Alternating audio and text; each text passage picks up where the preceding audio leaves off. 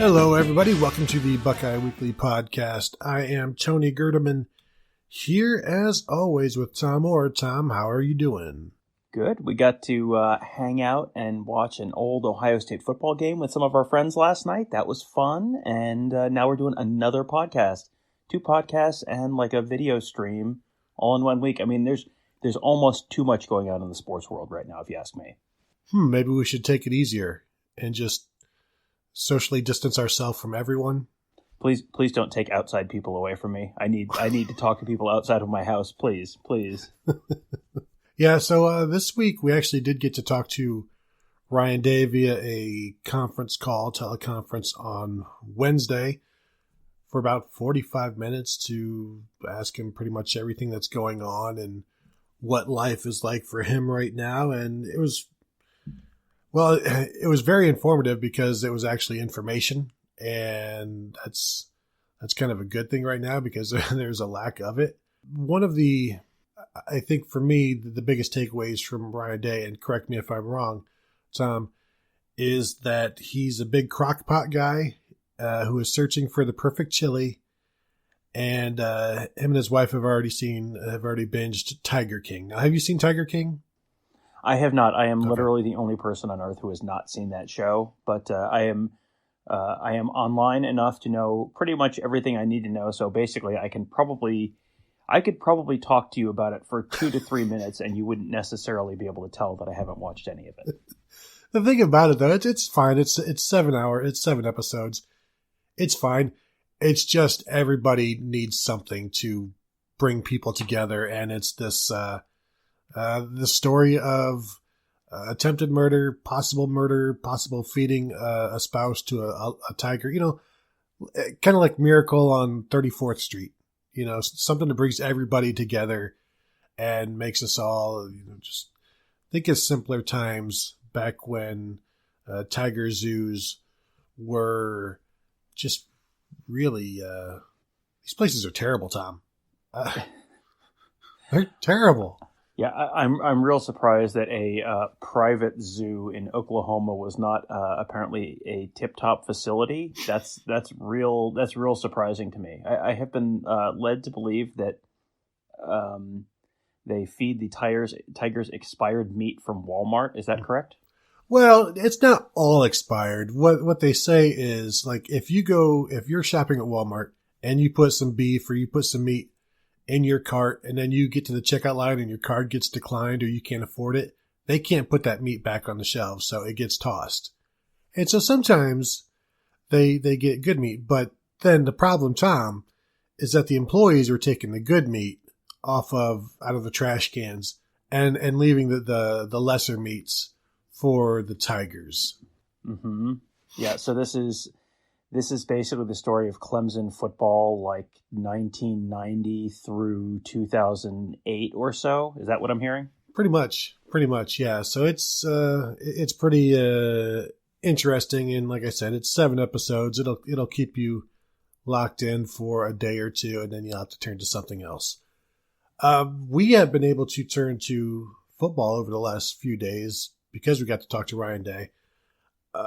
One of the things I wanted to know was, like, just what is your typical day like right now? Because like everybody, like most people, everybody's at home. Kids are at home. And I think a lot of people are going crazy, and their appreciation for teachers is growing rapidly.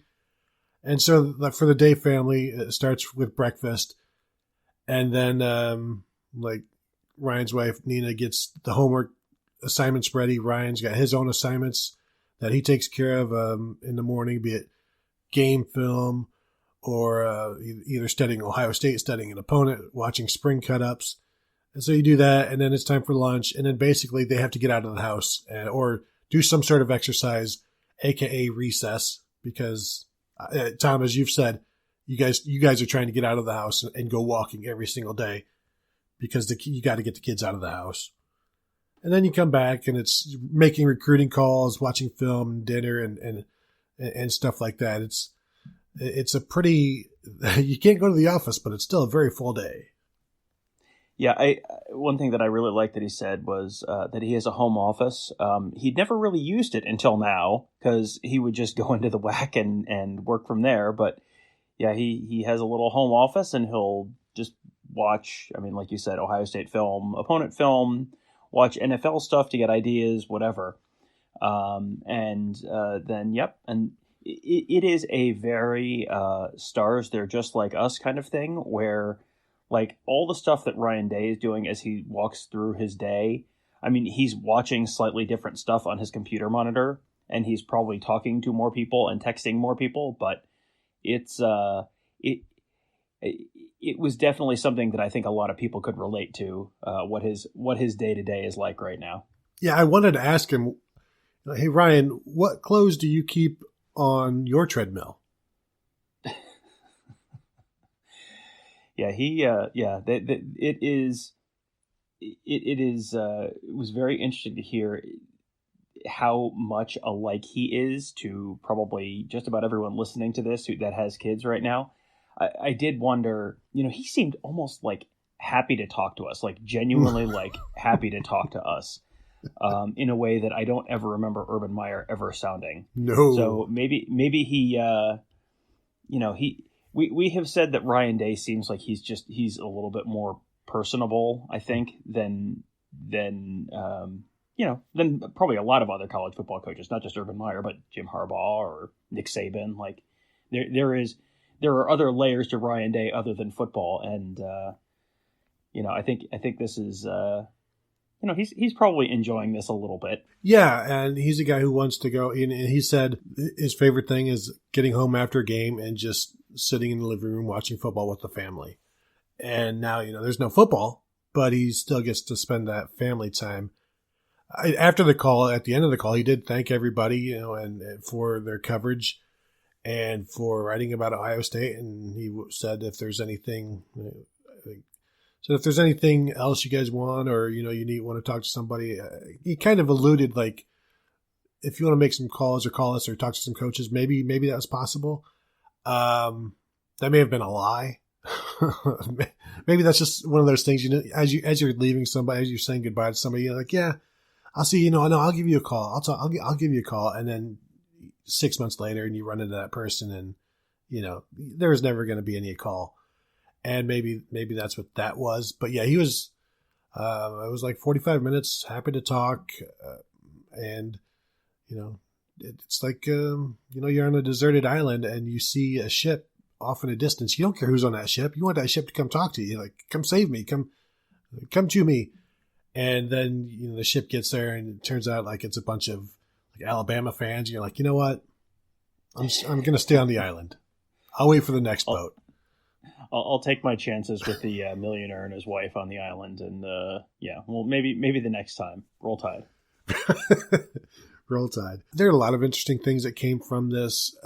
For me, the topic of monitoring players and how they are like keeping them accountable and making sure they're doing what they have been told to do. Heather Dinich, who covers the college football playoffs for ESPN, asked about, how other coaches are maybe doing having their players wear Fitbits or send in video of workouts. And that was something we speculated on. Would that be what they're doing? Because that's what they ask incoming freshmen to do if they haven't enrolled early. And he said, no, they're not really, for one, you can't really monitor them all the time because there may be some rules violations with the CARA hours, which are countable athletic related, something or other. NCAA hours, activities. You want me to explain CARA real quick? Yeah, there's like 8 hours allowed right now because there's nothing going on, right? Yeah, it's countable athletically related activities. And basically during the football season, during what is the declared football season, you can do 20 hours a week of countable activities. And then during the off season, you can do 8 hours. So during the declared season, which this is not really the declared season, especially since they canceled spring practice, it's not more than 20 hours per week with a maximum of 4 hours per day. And they uh, countable athletically related activities are prohibited during one calendar day per week. So they have to have one day off every week. So, we generally will not see players in the facility on Monday. That's usually their day off. And then during the weekend, during the 8-hour a week session, there's many fewer things you can do, and then you can't do conditioning drills may not simulate offensive or defensive alignment. So you can do weight training and conditioning supervised by an athletics department staff member, which is Mickey Marotti for Ohio State, but not coaches.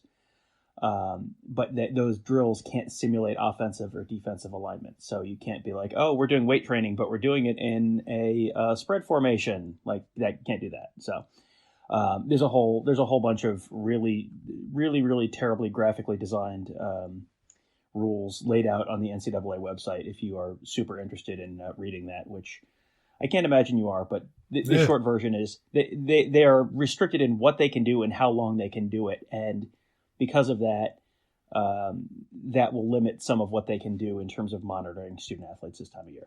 Yeah, and I was looking at that earlier today, and I think they may even get 2 days off right now. And so those are days that you can't monitor them, or you wouldn't, they wouldn't have to be doing anything, and it's all voluntary. And so the gist is that Ryan Day was like, well, if we have to follow every step that they do, then we're not the program that we thought we were. This isn't the culture that we thought we built. And this is something that has been built over years, and veterans are leading the young players. Now, those young guys are off on their own for the most part, but this is something that they learned on their first day at Ohio State. The freshmen, say the already enrolled freshmen, they were part of those winter workouts. They saw what all of this entails. And so they know that this isn't something you can just take for granted or slack off. They saw that, and every player has a regimented day when they are on campus, and now they're trying to find a way to keep them on some kind of schedule. But like Tom, as you said, there's only so many hours you can do it in the off season. And then you hope when everybody does arrive that they're as close to the same shape they were when they left. But like Day said, it wasn't that long ago when players didn't really do much over the summer. And then you got them in shape over fall camp. That's why there were 2-a-days, 3-a-days, and there was a lot going on back then. And maybe we'll return to that for a year or something like that.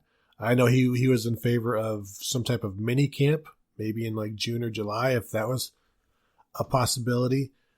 But just the trust that Day has in his team and his leaders to do what they've asked, that's a sign of he believes he has good players. I think we know he has good players, but he believes he has the leadership on the team to get that done. And as I wrote today, the teams that are disciplined, the most disciplined teams, will come out of this more prepared for the season when that actually begins. Yeah, I mean, this is a lot like a company where, people are only working when the boss is looking. Like, that's not a great corporate culture, and that's something that you're never going to be great if you're only doing the work when people are actually watching you and making sure you're doing the work. Like like Brian Day said, like there's the old saying, character is what you do when no one's looking. That's what this is right now for this team, and they have made a point to recruit high character guys from good families and people who have the work ethic to do things right, do things the right way, finish the drill, all of that, even when no one's looking. And I think you also probably, with as much emphasis as they put on the families for these players and good parents who are, doing things the right way, they can sort of be also people who are helping make sure everyone stays on the right track. Everyone is back home with their families, But if your families are the type of people who are, very much bought into what's going on and to the Ohio State football program and the process, they can kind of help make sure everyone stays on the right track as well. But, you're right. I mean, it is something that this is going to be a real unique challenge, and we'll get into this in a minute, but everyone is in a different spot with access to different equipment, training in different ways. An offensive lineman, what they have to do to train is different than what a wide receiver has to do to train. And, so this is such a challenge, just in terms of how many different things they have to sort of have sorted out, that, you really have to trust that the people on the other end are doing what they're supposed to be doing. Yeah. And the strength training, the weight training that is also going on it would be fascinating to sit down with Mickey Marotti and see how they did this, because Ryan Day said, as you said, Tom, everybody is different in terms of what they have available, either room, equipment. Not everybody is John Simon with his dad working out in the garage, and you have all of these weights, or the basement weight rooms. That's far from everybody. We saw Cade Stover posted a picture the other day. He's chopping some trees down with a chainsaw. I guess that's not necessarily chopping a tree down, but there's plenty of work that can be done on a farm. That's for sure. And there's plenty of room, but for the majority of players, like every single player has to have a personalized workout plan. And to make that happen, they have to let Marotti and his staff know what they have around. And when I wrote about this the other day, I compared it to the Apollo 13 situation where, Houston, we have a problem and there was an issue in the capsule. And then so they had to fix it back in Houston using only the equipment or parts that were available on the capsule.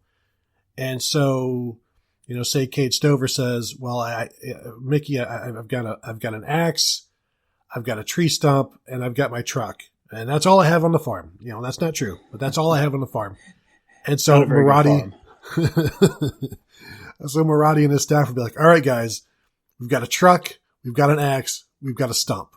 Let's find some way we can turn this into a workout, and we'll film it and we'll show them how to do it. And so basically my understanding is that they're doing that for everybody who doesn't necessarily have the proper weight training equipment. And it's the levels that they take it to each person at Ohio State continues to be impressive.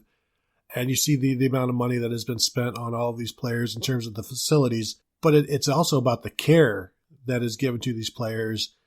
And Marotti and his staff are proof of that. If we ever do get to talk to them, just to hear what is the strangest, weight equipment that you guys have built a routine around. And as Ryan Day said, even just running up and down the street. Some people don't necessarily have much of a street that they can run up and down. The challenges that have gone into that, and challenges that are probably, I wonder how long, Tom, it took to even get everybody taken care of, because that's a lot of communication. And then it's a lot of time kind of in the workshop. Okay, how do we make a workout out of this? Yeah, I mean, and you talked about the fact that the teams with the good focused players are going to have a big advantage this fall. The teams that have the strength staffs that have the resources and the time and the knowledge to develop an individual plan for everyone, and not just go do some sit-ups, I guess, and we'll see you when we see you. That Ohio State, the resource that Ohio State has in that strength program is, maybe Alabama, maybe Clemson, maybe Georgia. I mean, there's not very many that are in the same stratosphere as Ohio State in terms of the resource and the institutional knowledge there.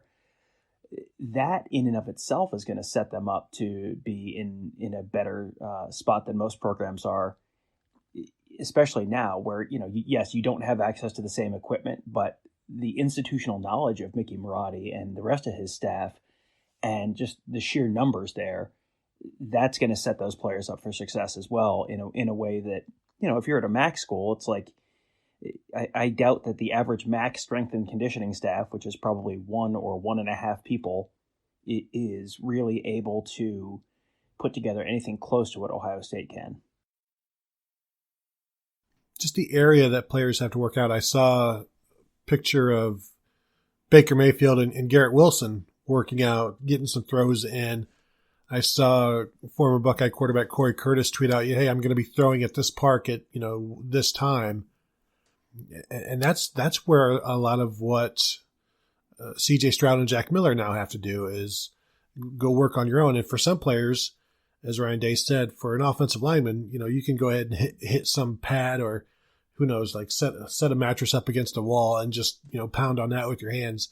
For a quarterback, you kind of want some help because it's no fun just going out there, dropping back, throwing the football, going and getting the football, and then dropping back and throwing the football, and then going. And it's like, why don't I just stay home and play 52 pickup all day long? Tom, do you know what 52 pickup is?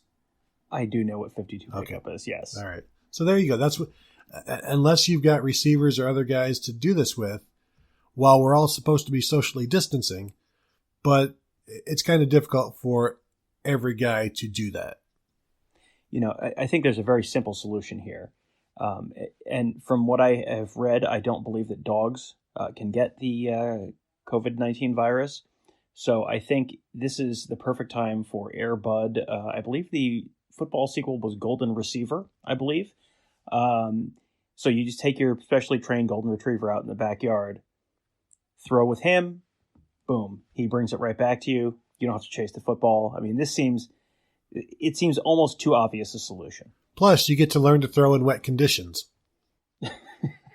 No need to dip the ball in a bucket of water. That's what the dog solves that too. Win-win. Day also explained what is going on with players who are rehabbing from injury. Those who went home, they tried to find places for them, I guess, as best as I understood it, where they could get rehab or, sent instructions. Some of the players who live near hot zones basically are staying in Columbus. Some are actually staying in the dorms through waivers, and that's with regular students as well. Master Teague is in Columbus, and he is able to work out or get rehab at the I believe the Crane Center on campus. And so there is still work like that being done, and so that we were wondering like what kind of shape regular players are coming back in. What kind of shape are the injured guys will be coming back in as, and the fact that Master T gets to stay in Columbus and work work with the university means he's going to get the absolute best that the university can provide in however they're doing it. So that's a plus. But it was interesting. I didn't realize there were still students in the dorms. They are also, they send them like frozen food, and they've also sent meals out to other players around the country. So there's so many things that you don't even think about where, I wonder how many meals are being sent out. It didn't sound like they're doing that for a lot of guys, but it's just another thing that they're dealing with. Right. And basically the way I understood that was certain guys, they can provide, basically the normal training table type meals, keep them on their nutritional plan, keep them eating well. Because, the guys who have come in and lost 30 pounds since they came in as freshmen in January, you don't want them going back home and just getting right back on the, nothing but KFC diet or something. So the gain train. Yeah. What was the double down? Yeah. You want to stay away from the double downs if you can, while you're home. So yeah, they are doing everything they can to keep things as similar to being on campus as possible. And, this is Ryan Day's general philosophy on all of this is there's no point in complaining because everyone's going through the same thing right now. Like, this is not just a Big Ten country issue or only Ohio schools are dealing with this. All 130 FBS programs are going through this right now. And Ohio State is probably much more well-resourced to accommodate things as, and make things as similar to normal as they possibly can, more than at least 125 of those other programs. So, this is there. Basically, there's no point in complaining about this because everyone's going through it, and so you just make the best of it. And it was incredible the number of different things and in different areas that they are doing. That they're really taking steps to try and make this as normal as possible for these guys. Yeah, and he said players are handling it pretty well, and things are going well, and he was thankful that the parents are staying on the players. But as as crazy as things are right now, they are responding well, and classes have started, so maybe there's some normalcy there, and getting back to a routine is going to be big for that. Ryan, they also got into the recruiting aspects of things and was asked about, will there need to be a different, maybe like a different official visit period, or will there need to be some reforms there? And he said, maybe if they can get the official visits back underway in May and June, things will be fine. I don't know. That probably will not happen, or I don't even know if we need to say probably anymore. But that I would think that's unlikely to happen. But so if that official visit window gets closed down, do you keep the early signing period? Do you get rid of it?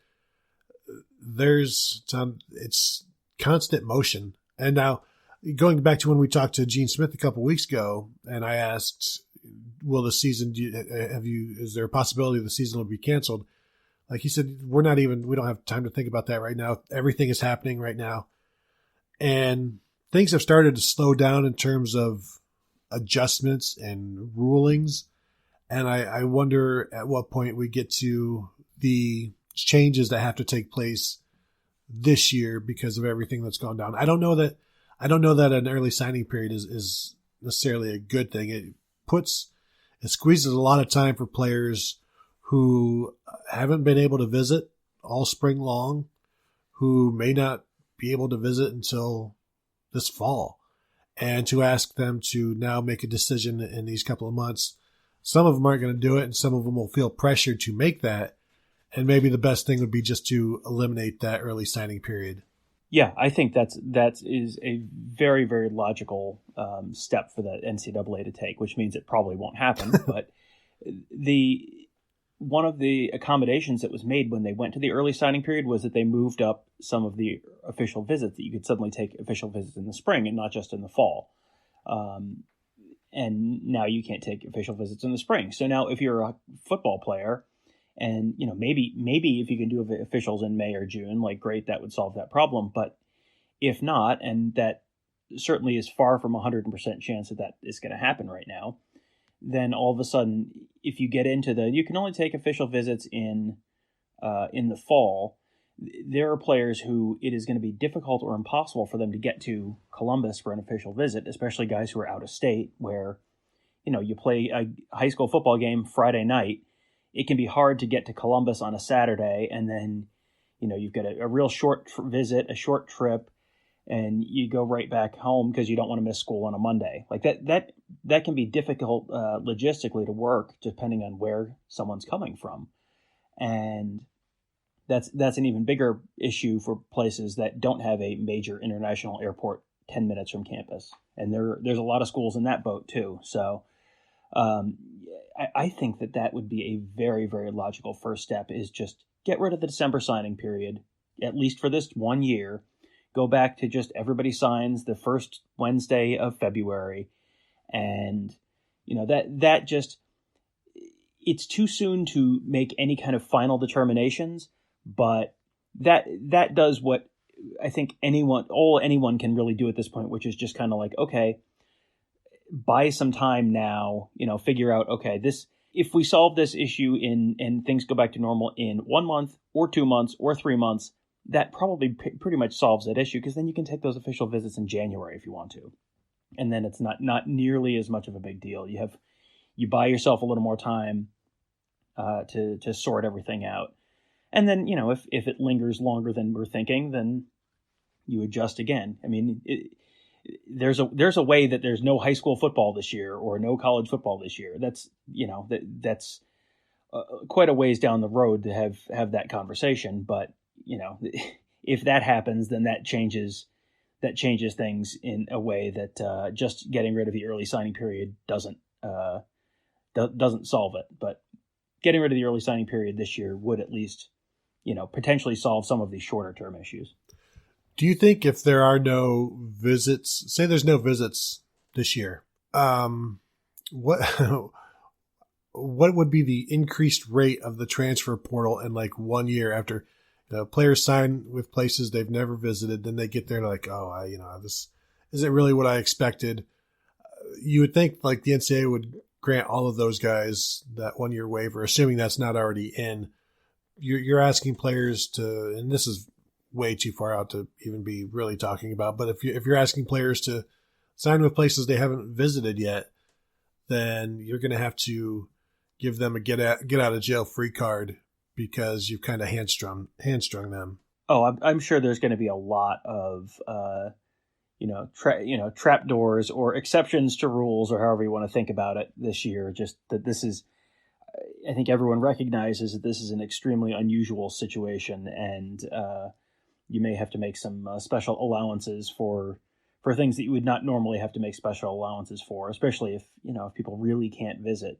I mean, at that point, then just those relationships with those coaching staff and other recruits who you may be potentially signing at the same school with, then those become the driving forces of your decision.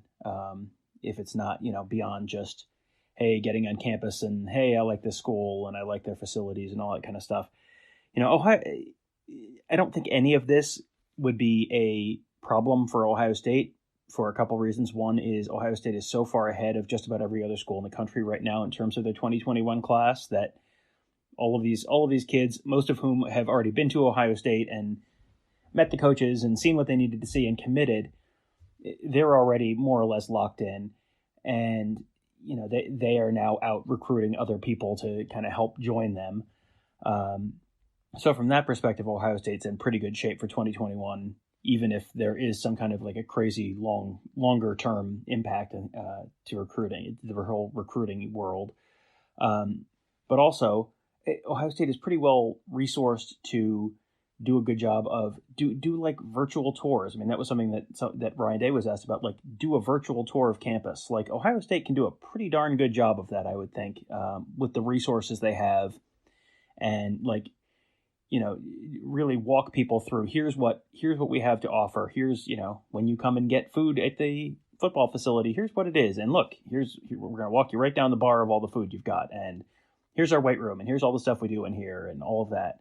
I think any of this, Ohio State is probably coming out ahead of just about anyone else, just in terms of being ahead right now, but also being able to stay ahead with the resources they can throw at a problem that other schools probably can't.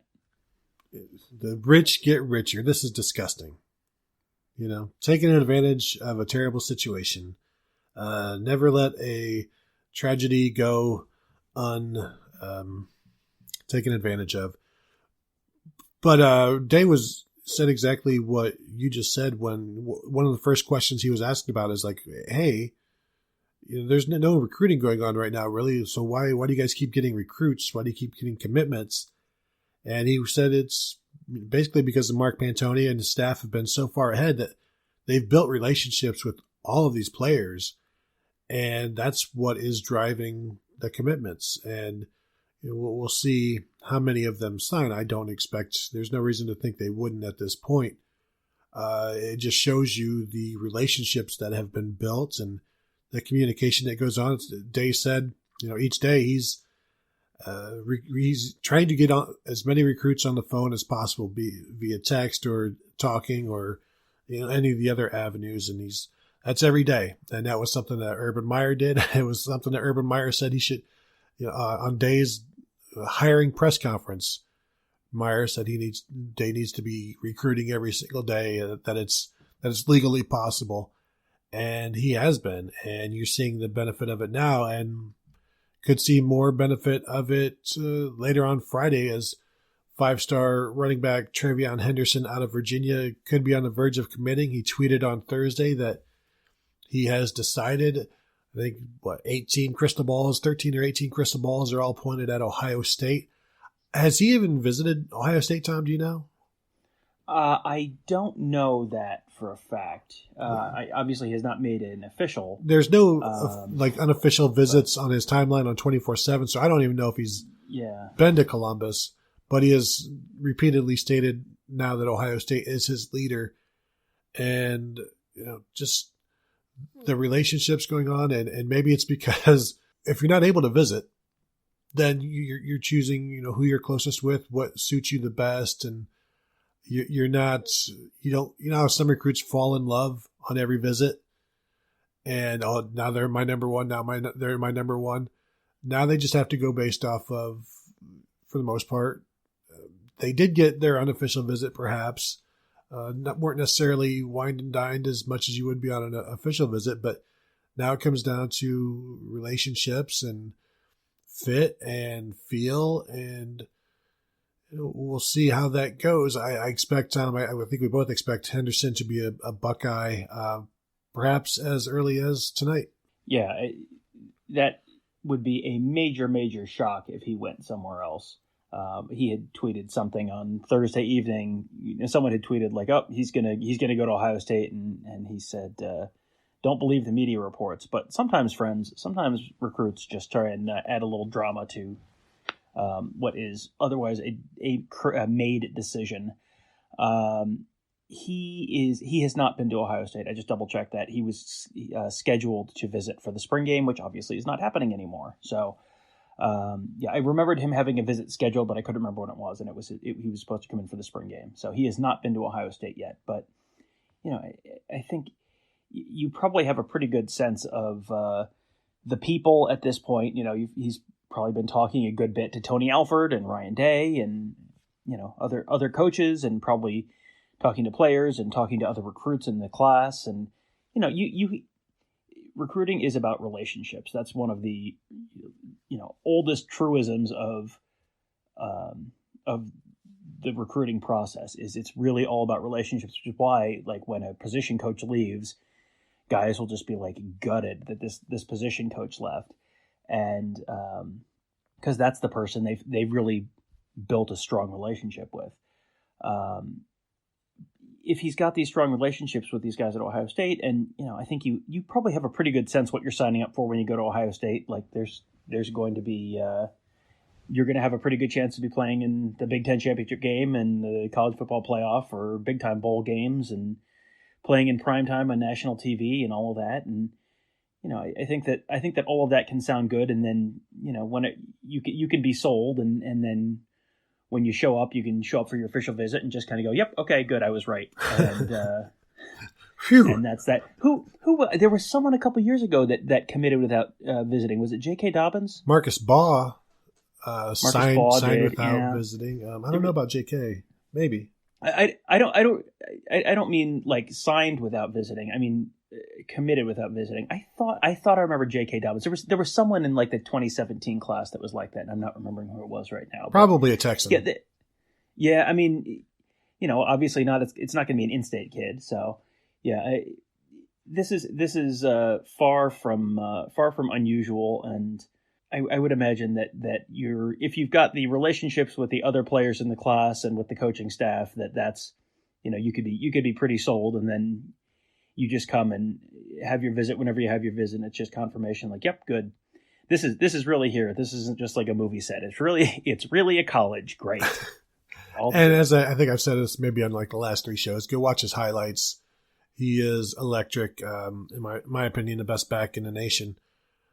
Averaged 12 yards a carry last year, 2,400 yards rushing. The kind of guy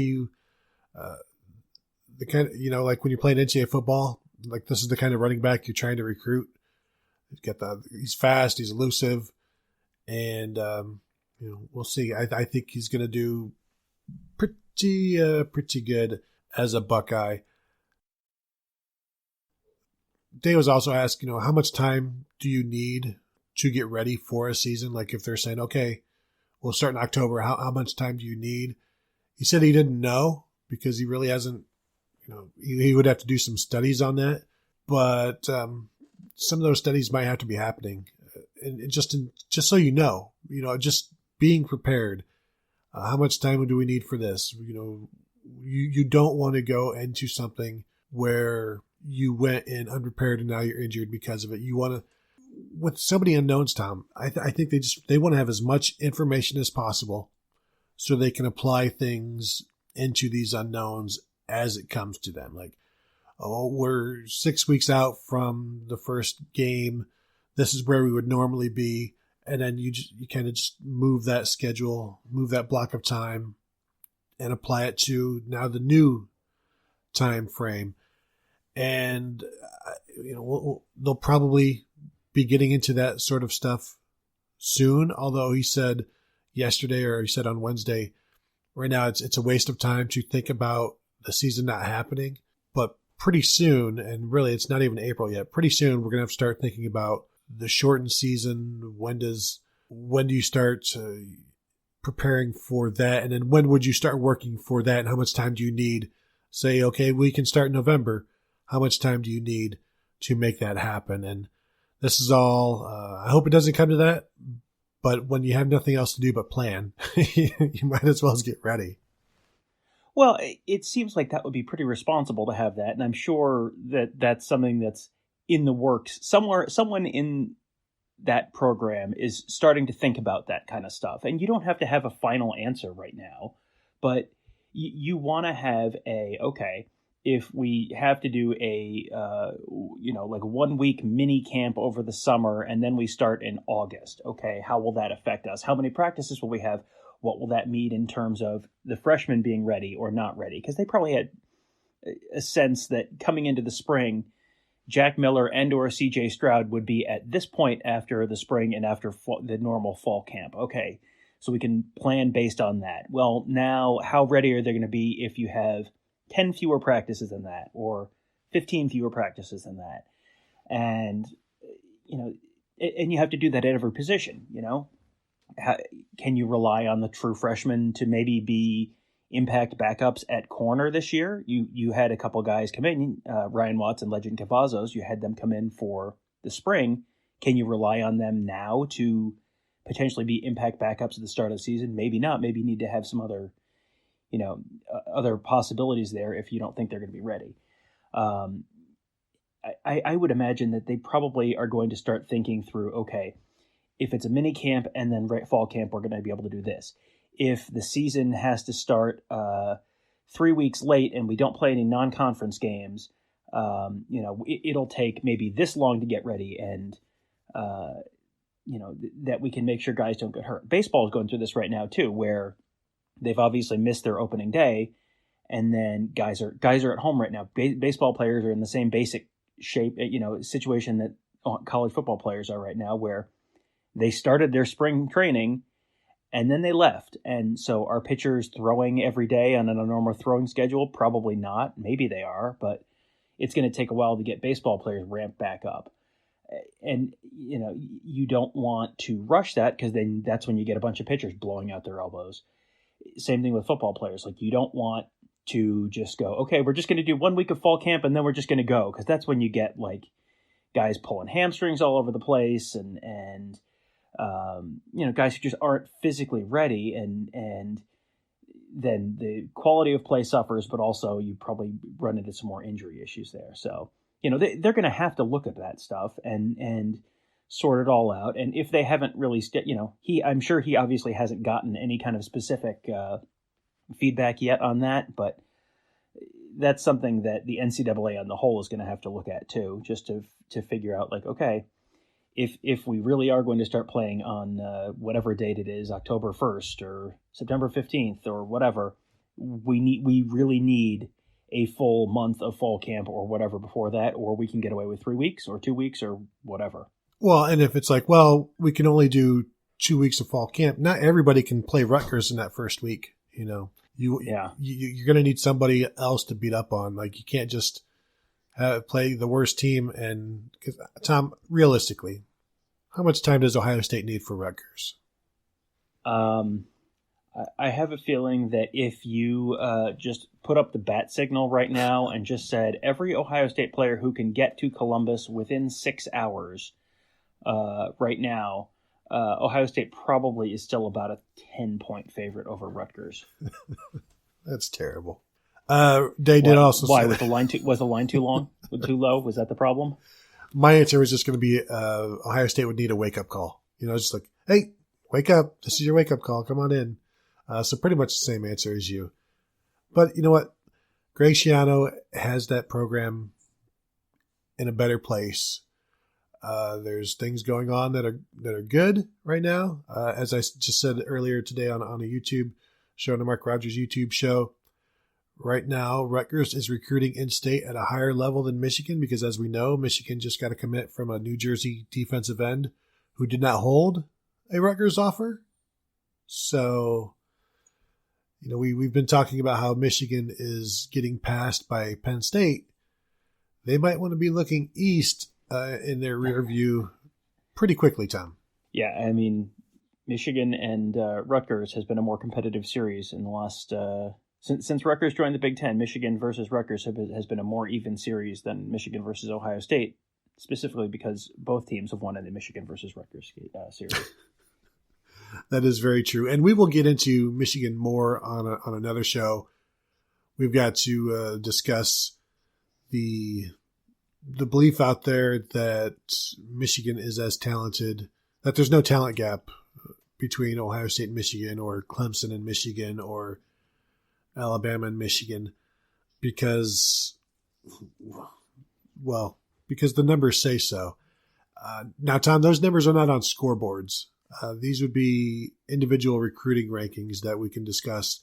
Like I said, probably next week. We're going to do a mailbag listener question type show coming up eventually as well. We just recorded and dropped the Patreon bonus episode this past week. So if you'd like to support us on Patreon, you can do that at patreon.com/Buckeye Weekly. And we do everything is ad free there. All of the shows are ad free. Plus, right now we're doing one bonus show a month, but during the season, there's more than that. So that's what's going on there. Tom, anything else? Ryan Day did say nobody in the program, if I didn't mention this, nobody in the program has tested positive for the virus. Nobody in the encapsulated family has tested positive. So that's good news. Anything else from Day or from the world at large, Tom?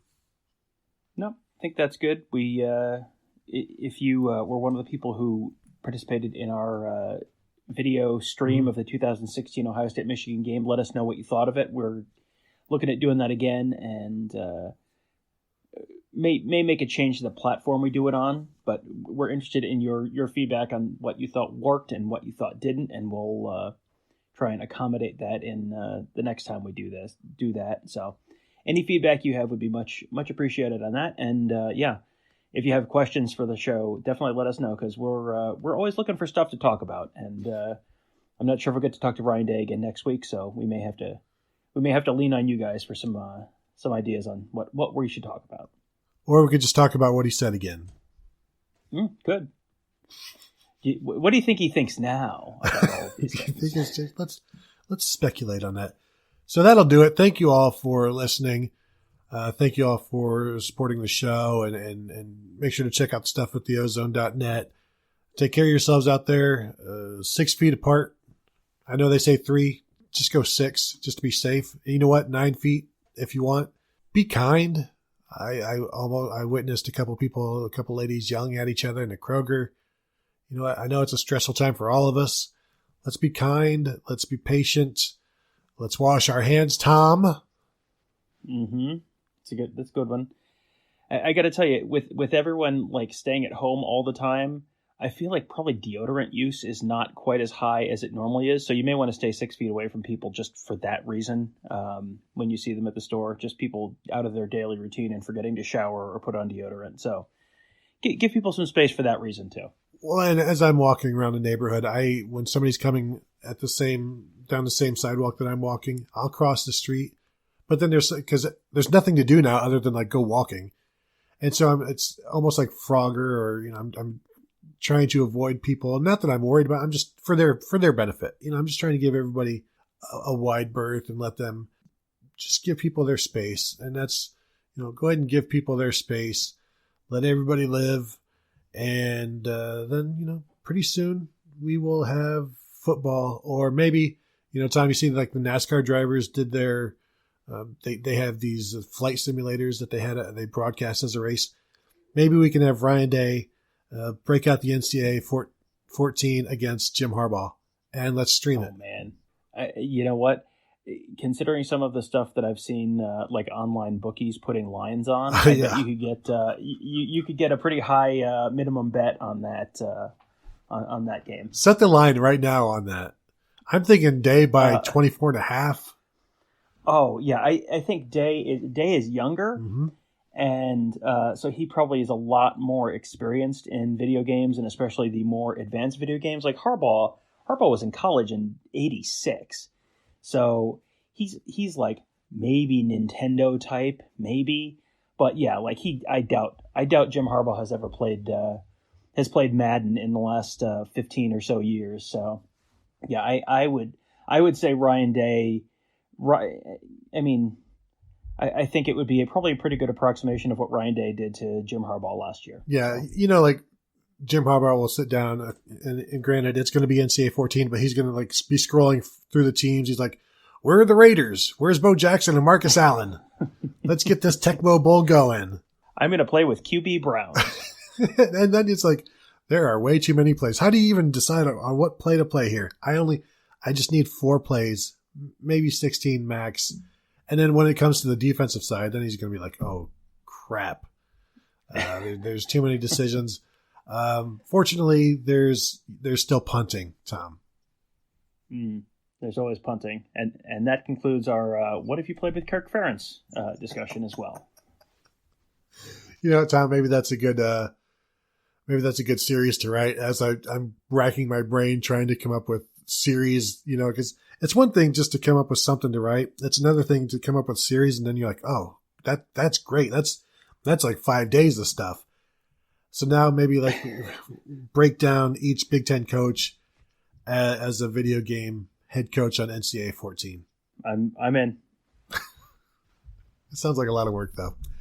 And right now I just don't really have a lot of energy, and it's not because of the coronavirus. It's just because I'm lazy. That's right. This is, if you've ever wanted to catch up on your sleep, this is the time to do it. All right. We do want to thank everybody for listening. Take care of yourself. Take care of each other. And we will talk to you next week.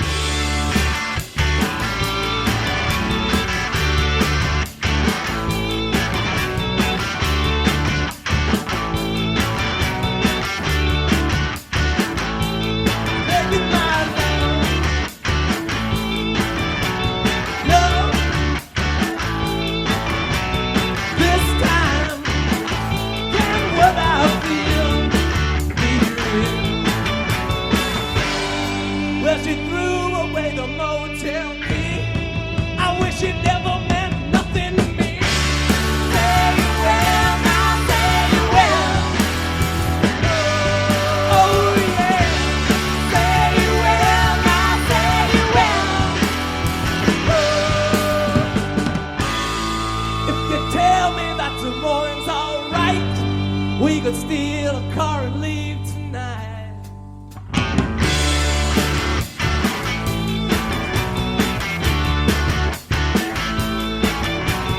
Midnight, porch light. I had to see you 'cause I know things just haven't been right. This feeling's getting stronger. I can't